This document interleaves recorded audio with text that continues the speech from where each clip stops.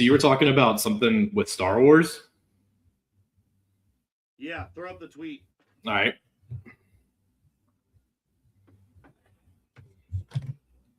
Kathleen Kennedy gave an update on Star Wars films. James Mangold's film is on hold, but has an incredible script. Donald Glover has turned in a script for a Lando movie. Oh, that's cool. Simon Kinberg, well associated with the early X-Men movies, is actively working on a trilogy of films that Dave and Linwin are very on board for. Taika Waititi turned in a script for a film that Kathleen Kennedy calls Hilarious and Great. Okay.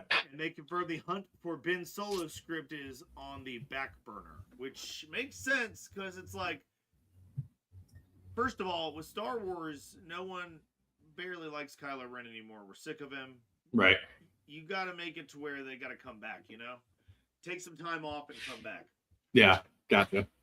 And I say this gleefully. That should be our last update from Kathleen Kennedy. She is stepping down from running Star Wars, thankfully. The architect of a calamity that the rise of Skywalker was.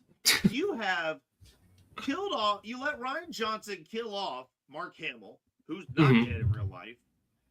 You have already killed off Harrison Ford. I get it. He wanted out of that. But look, he's still acting in TV shows. It may not have been that hard to pay him a little bit more.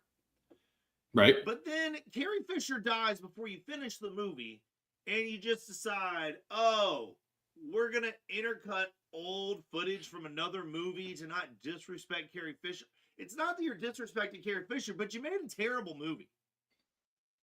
You got strong feelings about this. They were more worried about pissing off fans than they were just making a good movie. History doesn't go, this is terrible. But if you remember, Carrie Fisher died back then. So it's like, you know.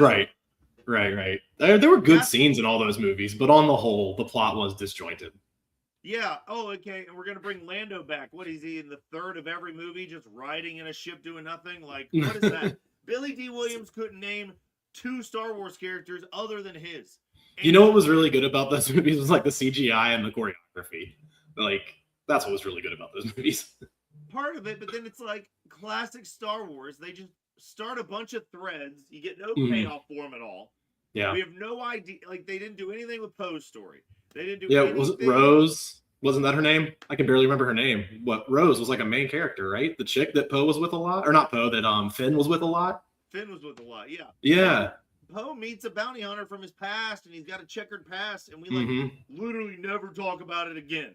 It just says he has a checkered past, and then they just drop that lightsaber right where it is.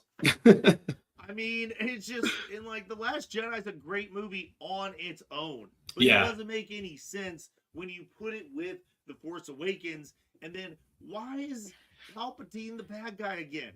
Again. It's because you killed off Snoke. Snoke could have been a thing. I want to know if J.J. Abrams will do an interview and tell us what he wanted to do with Snoke. If that will ever come out. Like, what did you want with that character? Did you have something else planned? Because it was ominous and, like, interesting, intriguing, you know? Yeah, they clearly were setting up at the very beginning that Rey was somehow related to Obi-Wan, who was in exile quite a while on a desert planet. If he had had a kid, it would have been weird. But again, they were more worried about the fans possibly figuring it out than doing something that makes sense. Hello, the finale of Game of Thrones, anyone? Oh, man. Like, you just wanted to surprise us with Arya, even though there's a freaking... You told us what was going to happen. Yeah. It was predicted for ages, and then you're just like, psych. Speaking of, I think her spinoff is back on. I think they've officially canceled the Jon Snow spinoff and re-greenlit the Arya Stark spinoff. No way, really? I'm pretty sure, yeah. I can go find that if you want to talk about something real quick. There's a Game of Thrones coming out. Like tomorrow or like a few days, yeah. Yeah, Sunday? Yeah. So I'm really excited for that. Well, yeah, he's a forest knight, I think it is. He's a knight that's outside of kind of like the main knights, and it's a short series. It's easy to tell what Duncan egg. Yeah, so according to this is /film.com. I'm honestly not familiar with them, so I don't know how reputable they are, but it's the first article I found on a Google search. But yeah, the Jon Snow TV show is canceled. And they did greenlight an Arya Stark spinoff. Wow. Mm-hmm. And I'm seeing a few, like several sources with the similar headlines. So I think Games Radar Plus, that one's pretty reputable.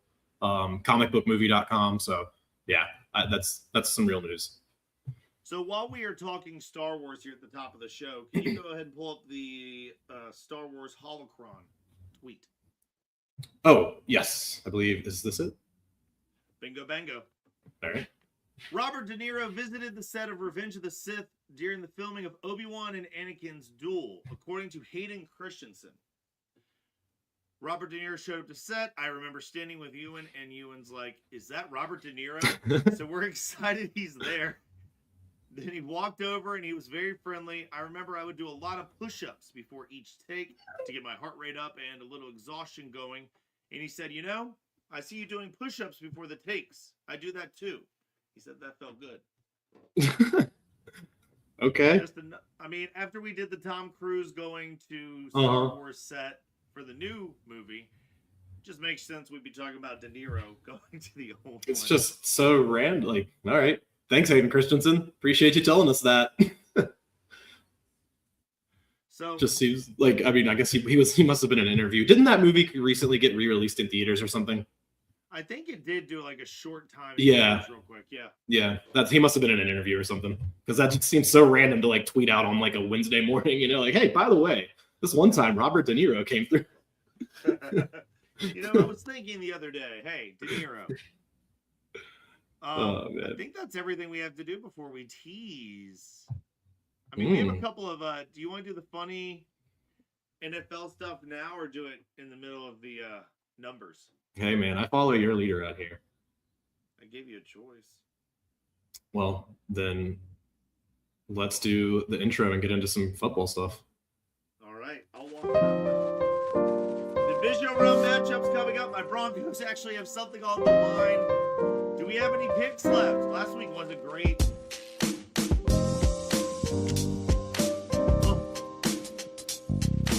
Welcome to Wit and Grit, where Ian and Sean break down sports betting, pop culture, or whatever's on their minds.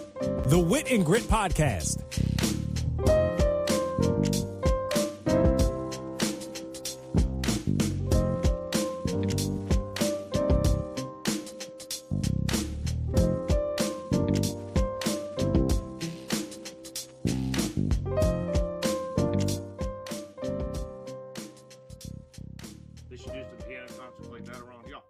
Yeah, some good stuff. All right, Sean, divisional round. Oh, we got 8 teams left, a few familiar faces, a few wild cards, and more than a couple quarterbacks trying to write their legacy this weekend because we only have a couple of really established studs and a lot of newbies. That's right. Yeah, it's going to look a little different this time around, right? Wide open, dude. Yeah, we've got no Mahomes, no Brady, no Peyton. For the first time, none of those 3 quarterbacks are in the playoffs for almost as long as we've been alive. It's decades at this point. No Mahomes, no Brady, no Peyton Manning. Yeah, since 2003, teams coming off a bye in this round are covering the spread at just a 43% clip, and when they're favored by 7 or more, that drops to 40% against the spread. Jeez. Yeah, that's wild. It's going to be some fun matchups. I think every game has a chance to go either way, honestly. That's how you get to this point of the season. But the playoffs have been pretty electric. That wild card round, with the exception, I guess, of the Steelers-Texans game at the end, was just fantastic. Agreed.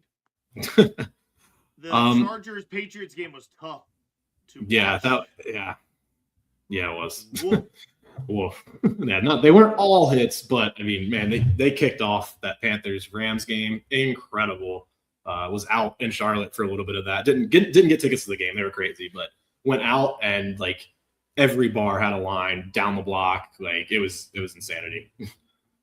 Do you want to go right into the divisional round stats, or do you want to talk about coaches and stuff? Let's go into some stats.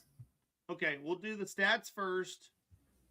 We'll zig back to the coaches before best bets. Okay. Well, so yeah, I mentioned a moment ago how wide open this year is with no Mahomes, Brady, or Peyton for the first time in nearly 30 years, to 27 years. You've also got a bunch of what are considered tier 3 quarterbacks, 7 of them in the field this postseason. That's the most since they began doing the QB tiers in 2014. So some unproven or maybe lackluster, you might say, quarterbacks and have made it this far. Got top seeds of Seattle and Denver. Neither of them had top 10 offenses this season. Seattle, number 1 defense in the league, 17th in offensive EPA. Denver, number 3 defense in the league, but 12th in offensive EPA. So kind of seems like this defense wins championships thing might still ring true, but we do still have some pretty strong offenses as well. The Rams, Bills, and Patriots are all alive, and those are your top 3 offenses in the NFL right now. The Rams, Bills, and Patriots. So we've got some really strong defense against some really strong offense. Yeah, I think defense is clearly still important. Your number 1 seeds both had, a couple of the, 2 of the top 3 defenses in the NFL this year. So I think it's pretty hard to argue. And I think we're going to see both of those teams win their games this weekend too. So you think Denver and Seattle? Yeah, I think so. Absolutely. In Denver, I don't think Buffalo is going to be able to quite pull that off. And San Francisco, kudos to them for getting here, but I think this is where it ends for them. I think Seattle, likewise, that defense is going to be too tough for the 49ers offense to overcome. Well, let me tell you this. Bye-week blues. I already read that since 2003 coming off the bye. Teams are 33, 44, and 1 against the spread. Well, is that too big a sample for you? They're 3-7 against the spread since 2020. This worries me for my Broncos because, it's a very small spread. But if favored by 7+, those teams are just 17, 26, and 1 against the spread. I mean, that... I'd be curious. But it's even worse for the Seahawks because they're 7-point favorites exactly.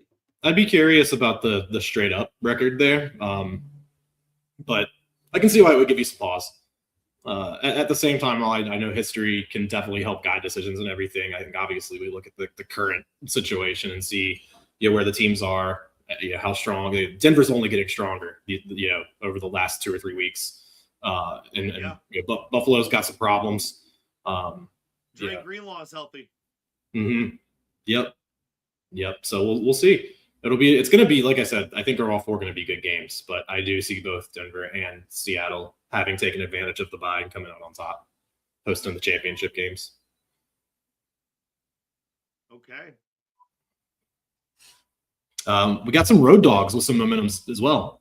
Teams that missed the playoffs last year and are road teams in the divisional round, 29-14 against the spread since 2003. What is 67%. That's like the 49ers. I think the Bills and the Texans were in the playoffs. Yep, and the Rams. And the Rams. So, I mean, it's just the 49ers missed it last year, though, right? They were tanked. Yes, yeah. So the teams that are, fresher in January often kind of they punch above their seed line, so to speak. And all road dogs this weekend fit that. So it'll be interesting. Speaking of underdogs, we've got underdogs off of wild card wins. Since 2011, teams who have won as underdogs on wild card weekend are 3-22 straight up and 13-12 against the spread. That applies to the 49ers, Bills, and Bears. So if you're betting money on the money line for a wild card dog, history says tread lightly, but it doesn't mean that they can't cover. Right. Spreads are different. I mean, that's the right. 49ers may cover that number because that's a big number for a team you've already played twice this year.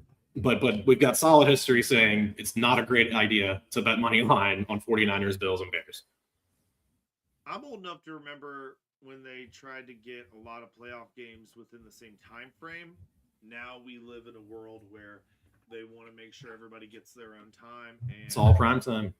Well, and it's all about like who gets what, right? On Monday night, playoff game and walk-our weekend. It sets up some rest disadvantages that, frankly, Tony Dungy had a tweet just shaming the NFL for just being so greedy on the money and like giving teams a disadvantage. Mm-hmm. Teams on 6 days rest versus opponents on 14, 0-7 straight up all time in playoff games. That applies to the 49ers facing the Seahawks off a bye. And the Texans, well, not really the Texans and the Patriots because they're both on, 6 days? Maybe one of them got an extra day. Yeah, because the Texans played Monday. So they're on Monday. 1 day disadvantage. Yeah. But bounce back angle, teams that won but did not cover in the last round. So if they let you down last week, but they still won, 21-12 against the spread. In the next round since 2003, 8-2 against the spread since 2020. Okay. The team that applies to is the Rams, because that 10.5 bet of ours for the Panthers. That's right. The Panthers didn't win a game to end the season, but you know what? They won our hearts. That's so true. And it was yeah. They covered, and like it kind of good vibes, like on a non-betting angle, kind of good vibes going into next season. So very good vibes. Just yeah, Bryce Young at the end of his 5th year, it's not as quick as everybody else, but he had a real team to turn around. That's right. Like not a team that had one bad year and could draft first overall. A team that was drafting in the top too often. And they went ahead and picked up his option too. So it'll be interesting to see what happens this offseason and next year with them too, in a division that, in my opinion, is pretty open every year. All right. So before we get into all these specific matchups, let's go back around the NFL. I want you to pull up the picture of Garrett Bowles real quick. Okay. Actually, no, don't pull that one up. No, I lied. I don't want that. Okay. We're doing that in a minute. Pull up the one of Justin Herbert. 1 minute, please. He's in a hat. Okay. I didn't have that one ready to go, but I can get it real fast for you. If you want, you can pull up the JPA tweet. Well, you've already sent me on another mission, so. Oh, yeah, I can do 2 things at once. This break in the podcast brought to you by Clouds. Clouds, you love them. They're the original protection from the sun. Okay. I'm pretty sure they make it worse, dude. I don't know, man. I just read what they tell me to. The ad copy doesn't be real. Clouds, brought to you by God. Probably. Justin Herbert and his girlfriend shake hands. 0 playoff wins, 0 Grammys.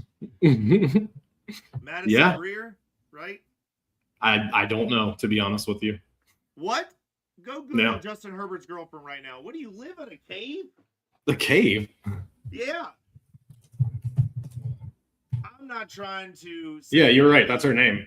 Yeah. Yeah, but look at her. First okay. time. Feast your eyes on. What? What? Very attractive. There's a story I just heard where when they were in an award room, and you can see on camera where they walk into the room and Dak makes the eyes at another quarterback looking at Justin Herbert's woman walking into the room. Okay. Just imagine Dak being you just want any chance to take a shot at Justin Herbert, and I can respect that. I don't need to. He's Mr. 500 who's never won a playoff game. How many more excuses do we have for Justin Herbert? How many years of Jim Harbaugh does he get? Oh, his offensive line was hurt. Yeah, so run. What other photo did you want? Pull up the JPA tweet. I'll talk about Justin Herbert all day. I know you will. What tweet? Rivers was way harder to deal with than this. I see it. Okay. This is wild and you'll love it. Darren Waller and Mike McDaniel were talking one-on-one during their end-of-season meetings with owner Stephen Ross walked in. McDaniel had literally just told Waller that he wants him back in Miami for 2026. Ross joined in on their conversation for a bit. Then the conversation got quiet, and Waller got the sense that he should leave the room. He checked his phone 20 minutes later, and Mike McDaniel was fired. He said, "I was at the scene of the crime." Yeah, it's kind of a terrible way to do that, no? I mean, he was going about his business thinking that he was still the coach for next year. I mean, that's may or may not have been true. Obviously not true, but literally going through doing player interviews, hey, this is what we're thinking for next season. And then I've heard it described as Ross almost kicking down the door and coming in there. And I hadn't heard that he ended up joining in on the conversation for a few minutes, but that's just so awkward. That's I would think something that you say, hey, I'm going to schedule a meeting with you. And even if it's hey, I'm scheduling a meeting with you in 15 minutes, yeah, you're the owner of the team. You get my time literally whenever you want. But it did see that feels a little not the best way to handle that, I guess. Don't love that. And it definitely wasn't for Harbaugh. Well, it's, let's say 99% Right. not for Harbaugh because he still hasn't signed technically as of this taping. But yeah, I'm sure that's he will be just signing shortly though. yeah, that's just language related. I saw that tweet as well. That it has nothing to do with money. Everything's in place. It's just contract language. Yeah, you remember that time Josh McDaniels changed his mind about a job on the plane? Yeah. Hey, do you remember that time we talked about like good available jobs, head coaching positions in the NFL? And I was like, the best one's probably the Giants, and that's who got like the best candidate. Pull up the Benjamin Albright tweet. It goes right along with what you're saying. Is that this one? Bingo. There we go. So, shout out to @AlbrightNFL. He's an NFL insider, a little bit not as well known, obviously, as Adam Schefter and Rappaport, but he's in Denver. And with these kind of hiring cycles and things like this, I've always thought he's got a pretty good scoop on what's happening. He put out another tweet before this, long before the John Harbaugh thing came out. And he said that the Giants had their eye on John Harbaugh. Let's see if they can land him. I want to talk a little bit more about that in a second. Mm-hmm. Actually, let's just do it now. I mean, the Titans had a plane ready to go to sign John Harbaugh. Like, right. They were just checking this plane or not. I'm sorry, they were doing what? I meant to remove the photo and removed you. They had the plane ready to kick me out of the room real quick. I love that I can do that though. We'll You're put the on photo ice. back up. We'll put the photo back up after Giants time. Okay. But you were saying they had a plane ready to go for him? The Titans had a plane ready to go because Cam Ward's the #1 overall pick. They have like $100 million in cap space. And there was reports that Bergonzi and John Harbaugh were familiar or they could work together. The Falcons wanted to make a push for John Harbaugh, but just never got a chance to because the Giants just did not let him leave. Mm-hmm. John Mara, the CEO of the Giants, moved his chemotherapy treatments around so he could be there for all the meetings to try to land John Harbaugh. That's wild. John Harbaugh reached out to Peyton Manning to get Eli Manning's number, and that's when they ended up talking. There were some early reports that Eli Manning reached out to John Harbaugh. No. John Harbaugh was interested in the Giants and wanted to get Eli's opinion. That's telling. That's good stuff. The GM, Joe Shane, he called John Harbaugh every day since he became available and talked to him. He pursued him. He hounded him. He clearly knows that the Saquon Barkley trade could have gone better. Mm-hmm. He probably regrets his coaching decisions at this point, and so he knows he needs to land this big fish and keep his job. Yeah, and there's like we talked about last week, plenty to love right there. I know they had 3 or 4 wins this season, if that. But I think that is such a good opportunity and such a good landing spot for Harbaugh, and I think if you can take their over on wins right now, go for it. I'm excited for the Giants next year. Pull the tweet back up. Let's look at the other coaching vacancies. Cardinals get Vance Joseph if Benjamin is right. Albright always says he will donate to charity for every pick he gets wrong. So, interesting little way to bet on your intel. But the Cardinals getting Vance Joseph would make a lot of sense. He spent years there. I heard he was on good terms with management and ownership. So Vance Joseph's a very respectful guy. I could see him wanting to go live in Arizona, honestly. Okay. Let's talk to you about Jeff Hapley for the Dolphins. How do you feel about that? I've heard the name. I don't know, honestly, a ton about him. I've been mostly interested, and I was interested in Harbaugh.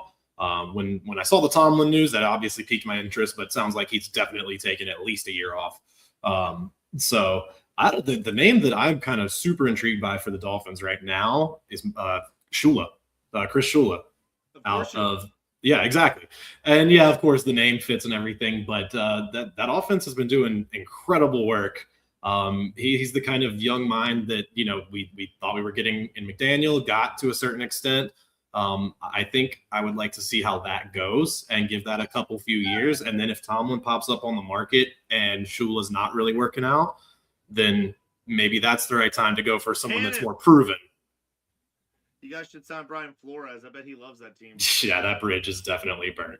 I see him on the list here for the Raiders. That's funny with the Tom Brady connection, the whole yacht scenario come full circle. That's exactly what I was thinking. Thank you. That's exactly what I was thinking. Yeah. He's just going to be I don't blame Tom Brady for trying to own a team and trying to win, but now if he's going to come back and try to get Brian Flores, that's the one where I think Albright might be dropping a little money to charity. Yeah, but I don't know a ton about Hafley, so we'll see. But anyway, yeah, on to the Falcons. Well, almost all the time when we have these defensive coordinators coming up for a head coaching gig, you have to hear more about them afterwards. You know if their defense was good or not by how the season went. But you never know if they're going to be good head coaching candidates. Like Mike McDaniel has a great offense, but apparently he didn't do a good enough job as a head coach. Right. Then you have Sean McVay, obviously doing a really good job. LaFleur for Green Bay, offensive coordinator, worked out really well. Good friends with Sean McVay, by the way. So the Shula move's interesting. I would go get Clint Kubiak if the Falcons don't get him first. Yeah, you'd mentioned that to me last week, I think. As the fan of a team where his dad won the Super Bowl for us, and he was also John Elway's backup quarterback, I feel like the success of Kyle Shanahan makes me like Clint Kubiak a lot on the surface. Okay. And then when you look at how good Sam Darnold and the Seahawks have been this year, there's just something about Sam Darnold where it feels like the coordinator did it, but every time Peyton Manning was good, we never thought his coordinator did anything. You know what I'm saying? Yeah. So that might be me looking too far into like name and like idea, but Kubiak gets kicked off the Saints basically because Kellen Moore comes in, goes to Seattle with his tail between his legs. Everyone's like, oh man, this guy's on his way out. And then boom, number 1 seed in the NFC at the top. So Ravens getting Jesse Minter is interesting because he's the Chargers DC, and there's a lot of this like Jim to John, John to Jim connection, but this would be the Ravens going for a Jim connection after getting rid of John. Right. Say that 3 times fast. But I mean, I don't know. What do you think about defensive head coaches versus offensive head coaches? I don't know. That's a good question. I've never really thought about it that way. I guess, really? Yeah. No, never really had. Yeah, like John Fox was a defensive head coach, and I thought it might work out. He didn't. Vic Fangio did not. Defensive, right. Mike Shanahan is a clear success. Yeah, I mean, I don't know if it's obviously not black and white, but I think it's also dependent on the roster, right? Like, if you have a talented offense, it makes probably more sense to bring in an offensive-minded head coach that can really fully take advantage of everything that the team has to offer there, and vice versa, with the defense. So I think it's probably more situational than anything. Well, and the idea, like, apparently, I believe Vance Joseph was there when the Dolphins beat the crud out of my Broncos, right? 70-20. I think so. It was either that game or another game where it went really bad, and he had to go to Sean and just be like, listen, you got to let me run my scheme. Yeah. Went out and got Zach Allen. The rest is history. It's worked out really well. So Matt Nagy feels like a terrible pick, right? Yeah. Also, again, like, what's the difference? Like, LaFleur spends time with McVay, works out. Nagy spends time with Andy Reid, didn't work out. Goes back to Andy Reid. Will he work out? Josh McDaniel got that treatment. Didn't work out. Went back to Pats. Didn't work out. Now back to Pats, Sometimes there's like you just keep some of these guys just keep getting thrown on Toy Island. The pick here I love, though. Robert Saleh of the Steelers. That's a great one. Yeah, I think it's time that he gets another shot at head coaching position that's not the Jets. What about Jim Schwartz? Talk about somebody who should get a shot. That long part he's got at the Browns where he kind of says there's a lot of moving parts, but he was going to go with Schwartz. Yep. I mean, it's not often the head coach of an 0-16 team gets another shot at it. That's true. The Cleveland Browns do exist. That's fair. You don't think they'll go after Deion Sanders? Maybe that's down the road. I don't know if Deion's the right coach for the NFL. He's more of a recruiter and like get some scheme guys around him. He doesn't seem like a good idea to me. I don't know. I think he wants to do what makes the most, like, gives him the most stardom probably. Okay, now let's do a couple fun things before we go deep into the stats. I want you to pull up the one with Matt Ryan and LaFleur in it. Matt LaFleur blowing a 21-3 lead in the playoffs is even more hilarious when you realize he was on the Falcons sideline for the 28-3 game. Yeah, that's not great. They're going to extend him, though. He's getting another contract. Yeah. Now, can you pull up the dabbing lady? Yeah, give me a second. I can. No problem. No. That one's easy to find. She's a famous lady. Is she? Yeah, it's old Haley Steinfeld. That's Josh Oh. Allen's wife. It's right Kate there. Bishop. Yeah, Kate Bishop from Marvel. When the Broncos won the Super Bowl, she was a big Broncos fan. So who will she be cheering for this weekend? Let's find out. I don't know. Let's find out. What do we got? Or is she got her guest today? Is she coming on for an interview? Have her on. Let her on. No, I mean, I'm just every Denver account I followed, half of them tried to share this like they thought it was like recent. Yeah. The other half obviously put it in the right direction, saying this is from years ago. But Mhm. the irony is thick in this. It one. is. There's That's also funny. a video on Twitter where she's like in the jacket dancing after they win. That's funny. Real quick. I think that's all I really needed. Now you could pull up the divisional weekend bracket real quick. So let's plan ahead. My game's at 4:30. I could be just mad about football in general and miss that last game. I hope not. You see that? It's on Paramount Plus. Who did this? Paramount, they're all different. You have to have 4 different services to watch these games. That's crazy. Yeah. CBS, That's crazy. Paramount Plus, Fox. And like, if other sports did that, people would just not watch them. Yeah. NFL's lucky we still care. Yeah. They get all good games. Definitely the first one, that Denver Buffalo game is going to be fantastic. San Francisco, Seattle should be fun. Houston, New England, I don't know. Probably a good matchup, but the game I'm least interested in. And then Rams Bears, I think is going to be a lot of fun too. Yeah. I like I think the Texans and the Patriots might be the most boring one. Yeah, same. And Least star power as well? Stroud can kind of struggle outside. Yeah. Least star power as well. Well, CJ Stroud, Drake I mean, there's stars, Ramondre Stevenson, for Drake May, obviously, but like just on the whole, I think it lacks the star power that the other ones bring. Yeah, just to go through them real quick here. Some key stats for each one. Purdy held without a touchdown last time versus Seattle. Seattle ranked number 1 in points allowed, number 3 versus the run. No George Kittle. Trent Williams is back. He came back for the last game. Sam Darnold is second most of playoff quarterbacks with 14 interceptions this season. Mm-hmm. Shanahan 7-0 straight up, 6-1 against the spread in the wild card and divisional round. Just when his teams are down, he doesn't care. He just keeps winning. Yeah. Yeah, that's true. But I think it's going to be too much to overcome this time, like we've talked about. That fantastic defense. Seattle's always a tough place to play, even if the team's bad. Or we're here in 1 week talking about how he choked again, Sam Darnold. Yeah. I mean, I don't know. I just don't. I think the defense is going to get us back. Bills Broncos, Josh Allen, 273 passing, 2 rushing touchdowns versus the Jags, but he got banged up. Yeah. Yeah, he was getting hurt like every other play. Bills are 5-1 in the last 6 as underdogs, 3-0 straight up as dogs this season. However, they're still dogs. But they didn't open as a dog, and I don't know if the stats count the same. You know what I'm saying? When the number flips. Right. I'm not sure. Denver's won 13 of the last 14. They have 68 sacks, leading the NFL. Bo Nix struggles versus disguise coverages. Bills disguise at 40% rate.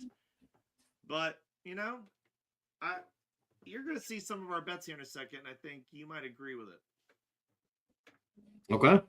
Rams Bears. Stafford has 16 games with multiple touchdowns. MVP type year. They're getting their offensive lineman Dotson back. Rams top 10 on both sides of the ball. But the Bears are plus 22 in turnover margin. NFL best.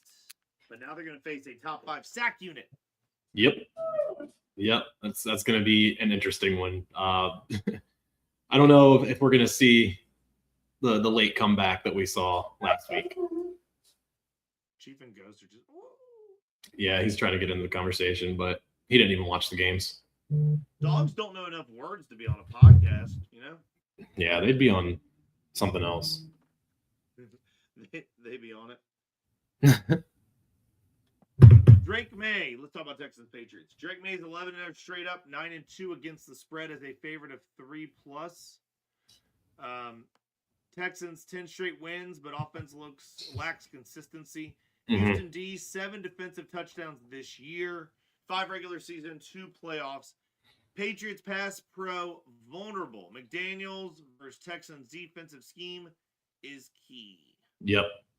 That pass protection is one of the weaker units in the playoffs right now, so that is going to be interesting to watch. So, who do you trust the most to make the Super Bowl?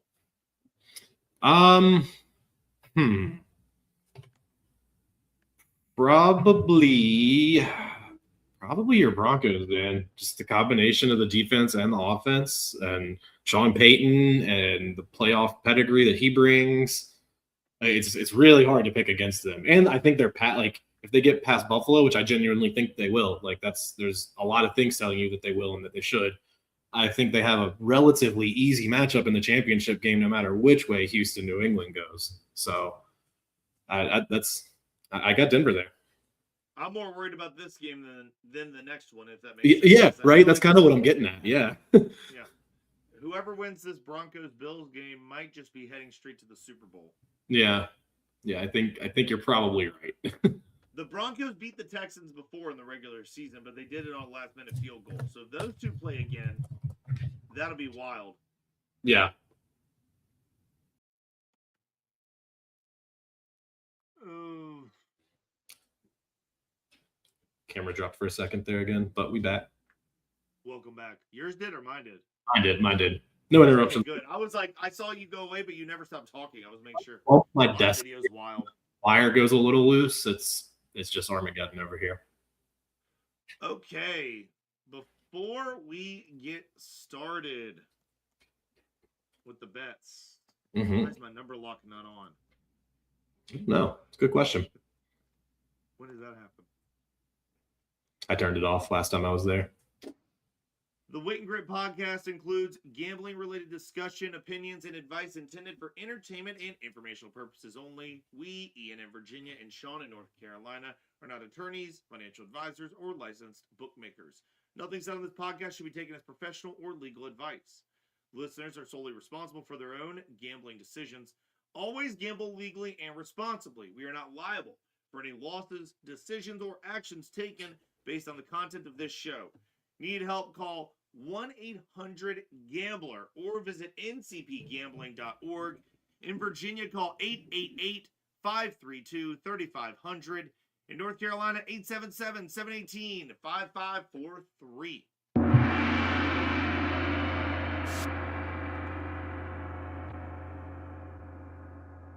Was that a gong? I think so. Did you play it? Do you have a gong? No. Oh, weird. Did you play that just now? No, dude, it was a ghost gong. Oh, you did it, dude. You scared me. What? All right, Sean, quick reset for the listeners. What's a unit? 10% of your betting budget. Nothing you can afford to lose, you know? Stuff you can afford to lose. Nice. We need to get more sound effects. That one was me. Can't explain the gong, but I did the calculator.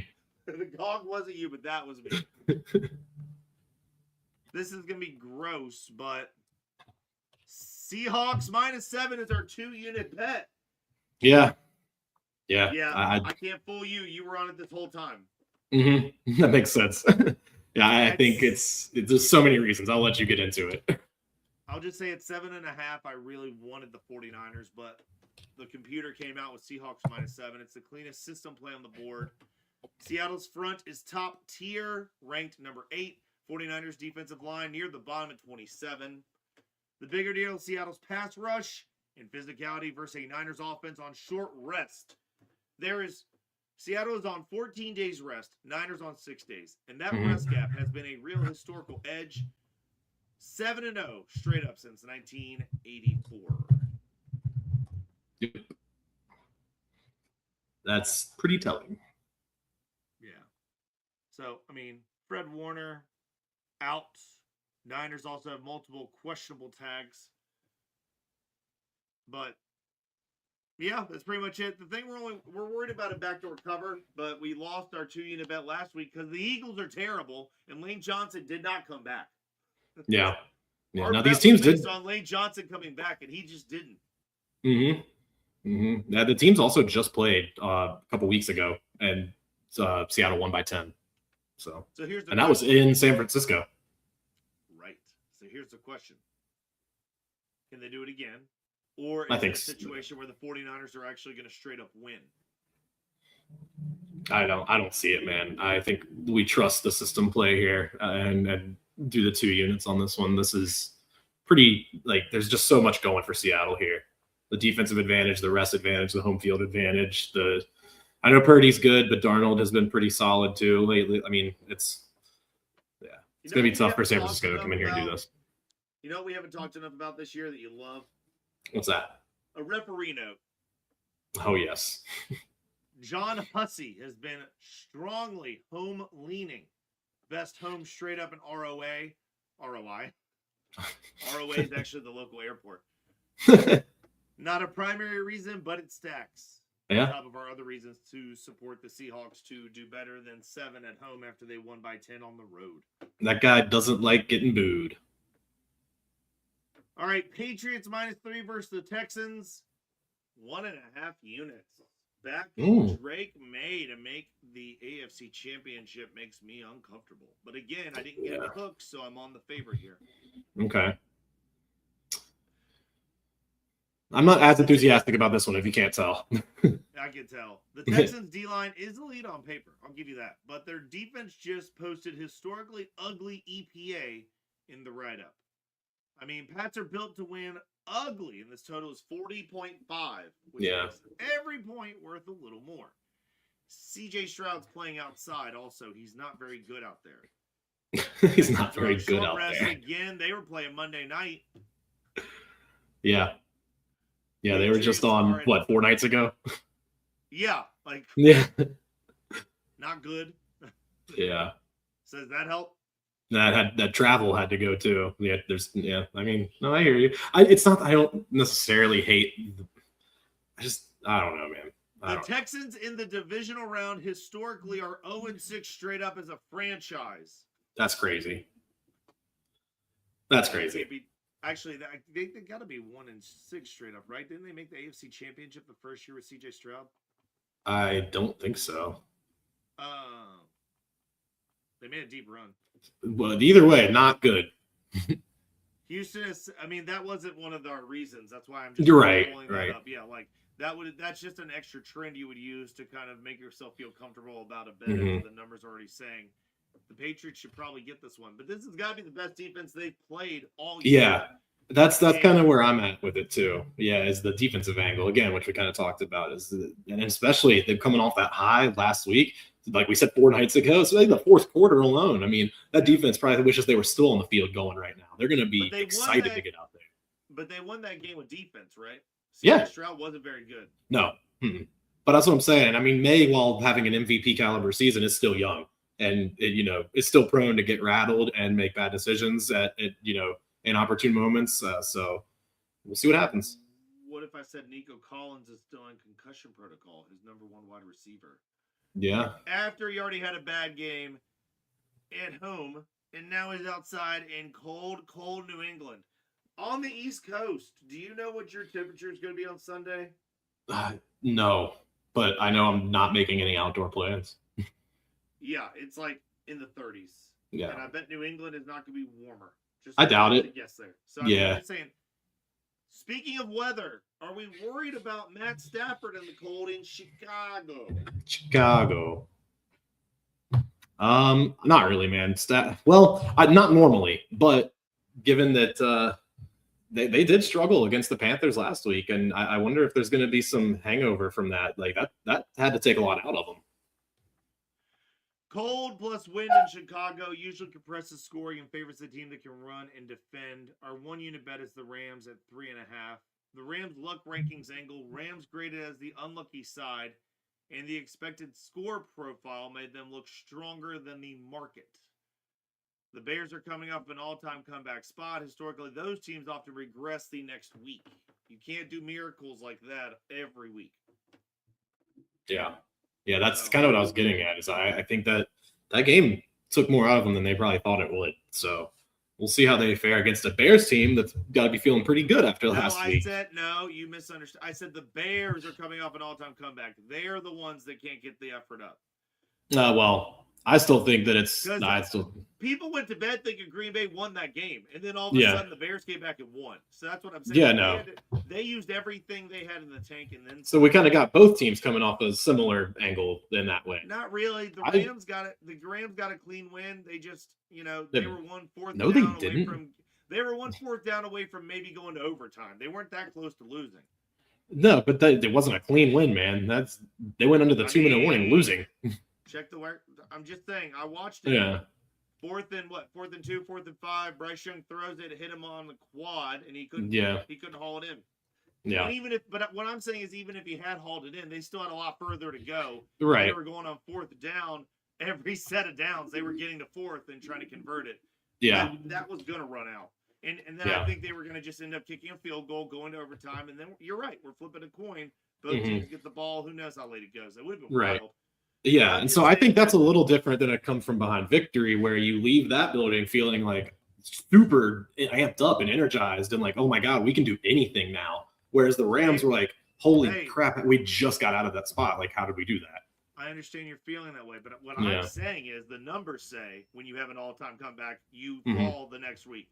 It's not an emotional study, but like it takes a lot of work to come back from a lot of points down and then keep scoring. Yeah, for sure. The next week, it's hard to get up. Yep. So it's what you've been saying the whole time, right? But the Rams didn't really get as much rest. Yeah. Yeah. They did it's first last weekend though. But I think both those games were Saturday, weren't they? Yes. Yeah. So anyways, so you're not back in that one? No, I don't think so. I don't think so. The Bears to win, huh? I am. Yep. Wow. I think I would take the Patriots. Were you with the Patriots? I think I'm staying away. I'm either staying away or taking Houston money line. Why? Because defense, I trust that defense more than the Patriots offense right now. But the Patriots have a pretty good defense of their own. And they do. Don't have an offense right now. The running back's not there. The number one wide receiver's not there. The quarterback just now we've said it's gonna be like the dome. I've got all these reasons, and you just keep going. You just don't like the Patriots. I mean, I don't like the Texans either. It's not really that. Like the Patriots are the Dolphins' division rival that have won a majority of your life. The Texans are a team in the AFC South, of course. They're not equal. Like I don't know who you're lying to. I've known you for so long. We both said it's going to be the least interesting game, and it's probably the least meaningful one too, because they're just going to get bounced by either Buffalo or Denver the following weekend. So I'll give you this: the Rams is the one that worries me the most because they just barely won by 3 against the Panthers. But we thought the Panthers were set up well against them. Here's the last thing I'll say about Rams Bears, and I just heard Peter Schrager talking about this on The Ringer, so I don't want to say I'm stealing it, but essentially. The video they did after beating the Packers were Ben Johnson's like, F them. F the coaching staff, F the team. Like, hey, Sean, mouth language. Hit the sound effect on yourself. You said the bad. I went all that effort to say F, and you just say the word right out. Oh, I don't even realize I did that. Yeah. Hit the button on yourself. Hit the button. I don't know what button you're talking about. I don't know if I want. I don't have the buttons. What? Good enough. So, but yeah, what I'm saying is, Sean McVay is friends with LaFleur, right? Ben Johnson's offense has gotten the best of Sean McVay when he was with the Lions. He's happy to try to do it again, but it feels like Sean McVay is going to be on a mission to embarrass the Bears and Ben Johnson after how they kind of reacted. And like, there's one thing to be in your locker room and to yell that kind of stuff, but to have it filmed and then have the social media team hit send and then to also defend it 24 hours later at your press conference and say the owner has your back. Like, I think Sean McVay's extra motivated to embarrass this Bears team. So I'm expecting the Rams to show up and show out. Yeah. We'll see. We will see. Broncos money line is an official play at half a unit. Okay. I already put more on it than that. No way. Yeah, it's a close matchup with the Bills, so the AI is not as convinced as I am. I use the max of a boost.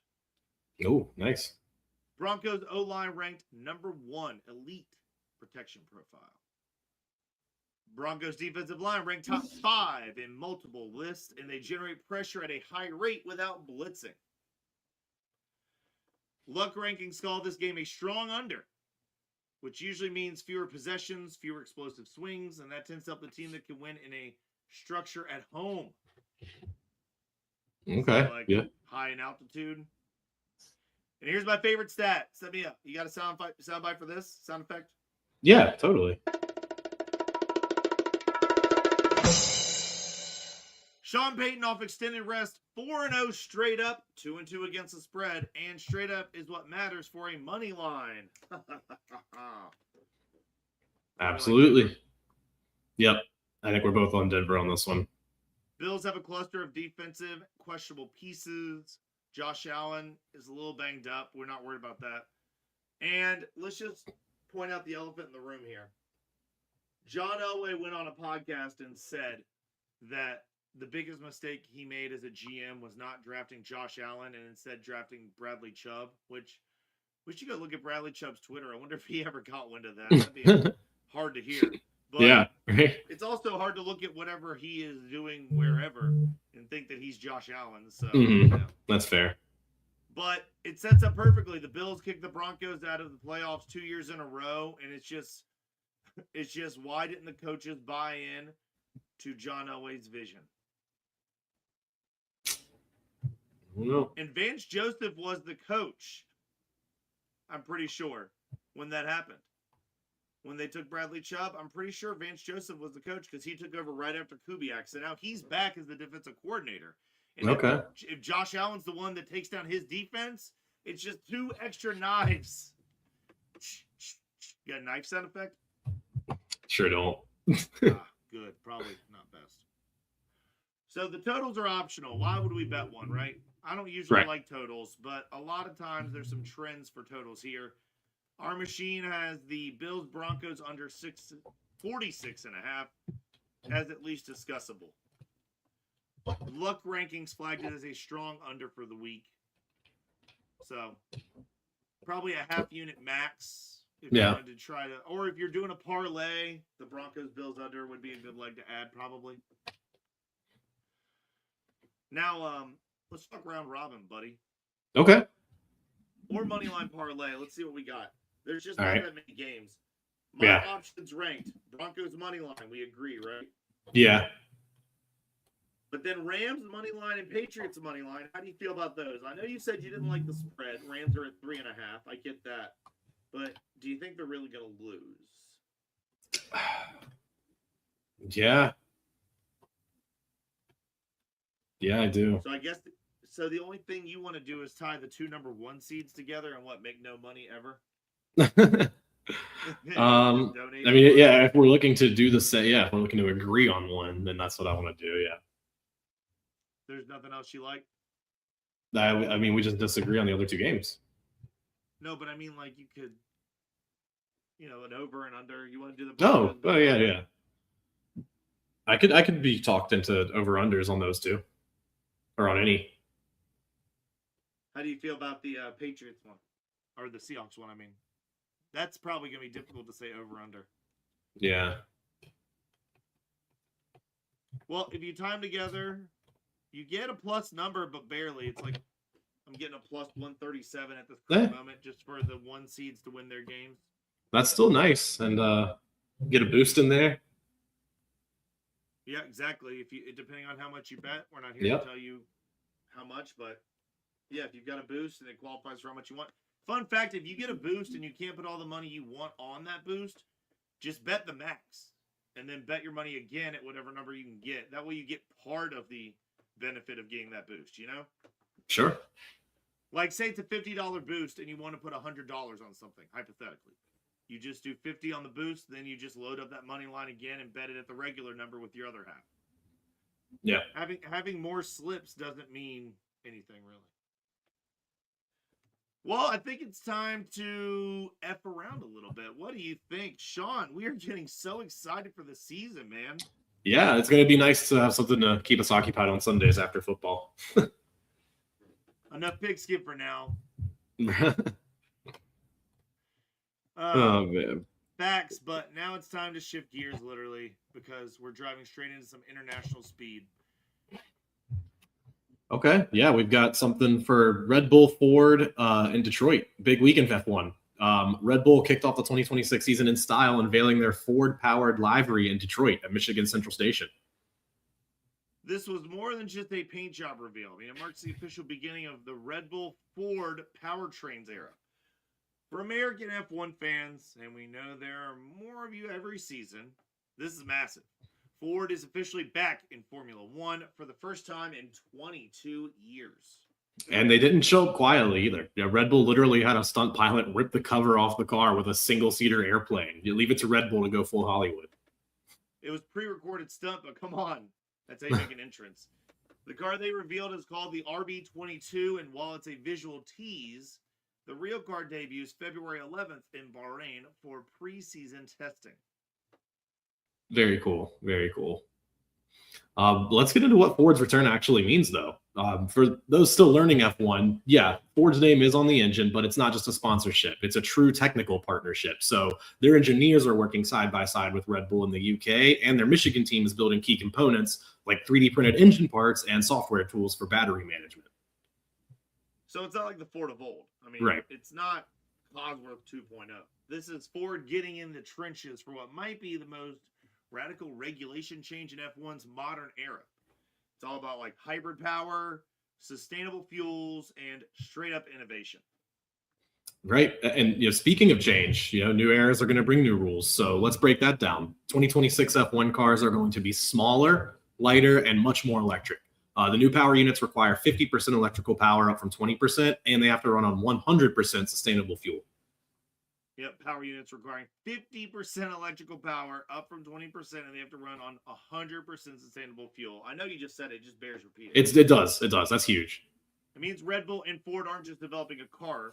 They're building a whole new system, and they're doing it in-house. For the first time ever, Red Bull is building both the chassis and the engine under one roof.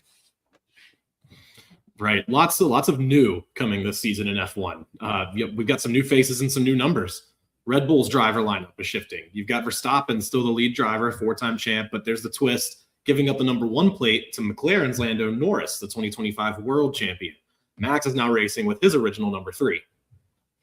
And he's paired with Isaac Hajar, who just graduated from Racing Bulls, as we've been covering and cheering on all season last year.